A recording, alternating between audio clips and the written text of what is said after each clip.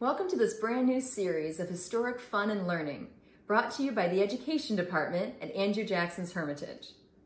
During this time we're closed, each week we'll bring you stories, crafts, and other activities to help keep you connected to history. My name is Kira, and for this very first episode, we're going to focus on a toy called the Thaumatrope, or Wonder Turner. Now this toy is special because you find it not only in books of children's toys and games, but also in sources discussing scientific research. So in the 1858 Sociable, 1001 Home Amusements, you'll find it saying that a thaumatrope is something that every child can make. And then you'll find the 1826 Edinburgh Journal of Science calling it a very ingenious philosophical toy. And there are many more sources. So what is a thaumatrope or wonder turner? It works on the science of optics, the principle that when you look at an object, it stays on your eye for anywhere, according to the historic sources, from an 1/8 of a second to a 1/6 of a second. Not very long, but long enough for it to join with the next image you see to create a combined image. And so that's what the thaumatrope toy does. So with the thaumatrope toy, there are 2 different images on either side of a small piece of cardboard. These are from books of the time with popular choices: a bird in a cage, a mouse in a trap, a donkey and a rider, a horse and a rider, and a juggler and balls. You'll see that some of the images are upside down as a reminder to you that because the toy turns, you'll need to make sure the images are upside down to each other when you create it. So what you'll need to make your thaumatrope or wonder turner are you going to need a piece of cardboard. These are recommended sizes from historic books: a 3 by 5 inch rectangle or a circle that's 2.5 inches in diameter. I'm going to do the circle for my toy today. You'll also need scissors. You'll need paint to create your design, or if you want to go a little more modern, markers or crayons will do just fine. A piece of silk thread you just happen to have around the house, or you can substitute string. You're going to need a hole punch, or if you don't want to use string, you can use 2 round wooden toothpicks, as long as they're very smooth. If your cardboard is not light colored, you're going to need a light colored piece of paper and also some glue. So this is some paste I made from a historic recipe from 1844 for a common paste for paper. So by boiling flour and water together, it creates a jelly-like substance. And so this is what I'm going to use for my thaumatrope. But feel free to use any bottled glue that you have at home. For my design, I decided to go with the 1826 bird in the cage. There is an Andrew Jackson connection to that. If you've ever visited the Hermitage, you might remember that Andrew Jackson bought his wife Rachel a pet parrot named Paul. And there is existing a receipt from June of 1827, just a year after that book was published, showing that Andrew Jackson paid $25 for that parrot. Paul was an African gray parrot, so I've decided to color mine with the colors that Paul was, with that distinctive red tail that African gray parrots have. So when you draw your design on, be sure that one side is upside down to the other. And if you're gluing it on, you'll need to be careful in the same way. So you're going to take your paste or glue and spread it on one side of the cardboard. And your cardboard will need to be the same shape as the picture that you paste on top of it.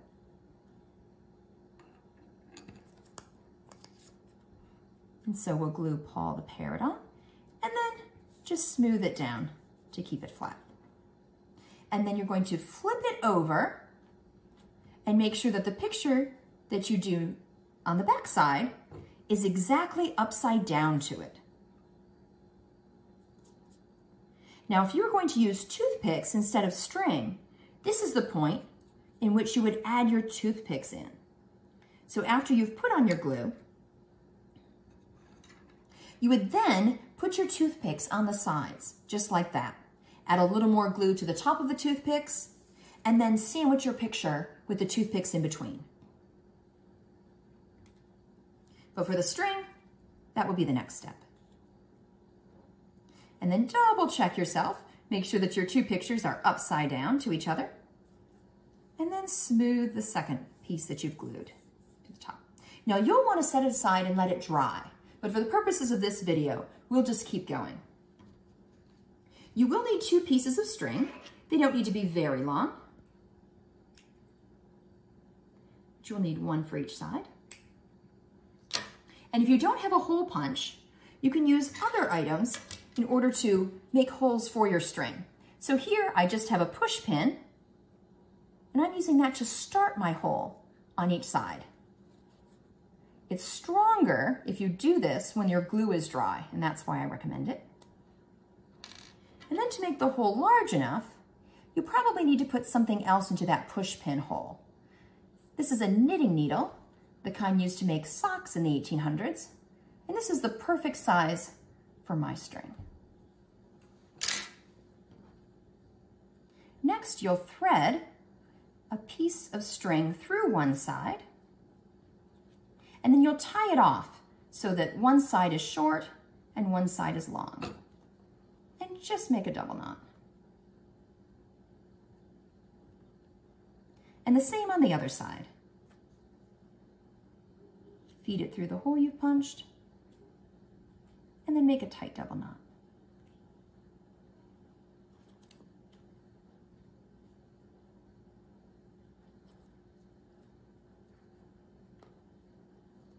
If your short ends are still longer than you'd like, you can just trim them shorter. And now's the chance to see if you have the wonder in your wonder turner. So the historic books describe taking your piece of silk thread with your thumb and forefinger and then giving it a twirling motion. And so ideally, one picture will blend right into the other, so Paul will look like she's in her cage. Now, some people didn't think the strings worked all that well. The Edinburgh Journal of Science says, "Those who have used the thaumatrope must have been dissatisfied with the general effect of the 2 combined pictures. There was a hobbling motion arising from the imperfection of the method adopted to produce the rotary motion, which entirely destroys the effect. But there are solutions, such as one found in this book from 1862.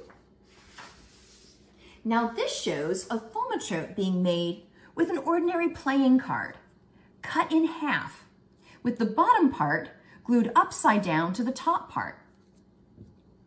You cut a piece of wood with a slot in it and insert brass tips in the side. And so you're actually turning your thaumatrope with those brass tips. A rather elaborate arrangement, but you can have a similar effect by using the toothpicks. And here's one that has had a chance to dry. And so for this, you'll just roll the toothpick in your fingers and try to get a smooth effect. And so for some people, the toothpick is easier to work than twirling those threads. There are many other designs that you can use for your thaumatrope. Some other options, given from books in the 1800s, go from simple, like a picture in a frame, a candle in a flame, a rose tree and a pot it's in, a head and a hat, a tightrope and a dancer on it, or even half of a sentence on each side, or halves of letters or words on each side. For the complicated designs, you'll need to make sure that you've practiced so that the 2 images will line up. It's very easy when drawing a horse and a rider, for instance, to have the rider end up floating above the horse rather than sitting properly on its back. But please don't feel limited by these designs. Even in the past, they encourage you to use your imagination.